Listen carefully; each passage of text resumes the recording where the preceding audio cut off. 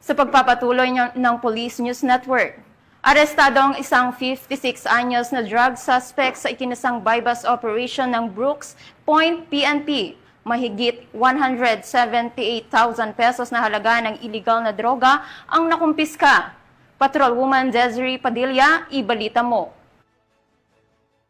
Pagpapatupad ng 7-point agenda ng Acting Chief PNP, Police Lieutenant General Jose Melancio Sr. Tates Jr. na layuning paigtingin ang kampanya laban sa illegal na droga at tiyaking ligtas ang bawat komunidad, matagumpay na naaresto ng Police Regional Office Mimaropa sa pamumuno ni Police Brigadier General Roel C. Rodolfo, ang isang bagong kilalang drug personality sa sinagawang bypass operation sa barangay sa Mariñana, Brooks Point, Palawan nito lamang Oktubre taong kasalukuyan.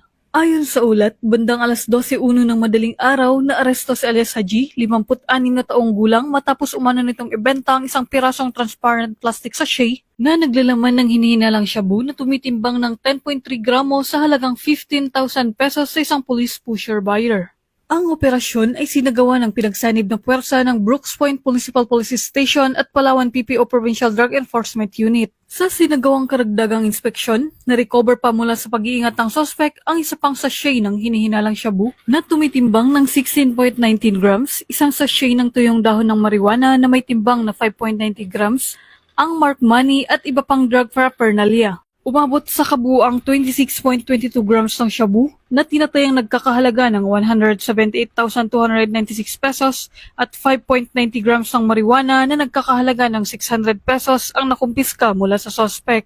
Kasalukuyan ang sa kustodiya ng pulisya si alias Haji habang inihahanda ang kasong isasampa laban sa kanya sa paglabag sa Republic Act 9165 o Comprehensive Dangerous Drugs Act of 2002. Pinuri ni Police Brigadier General Rodolfo ang dedikasyon ng mga operatiba sa patuloy na pagpapatupad ng kampanya kontra iligal na droga. Mula dito sa Home of the Police Eco Warriors, Calapan City, Oriental, Mindoro, ako ang inyong PNN correspondent, Patrolwoman Desiree Padilla, alagad ng batas, tagataguyod ng Balitang Pulis.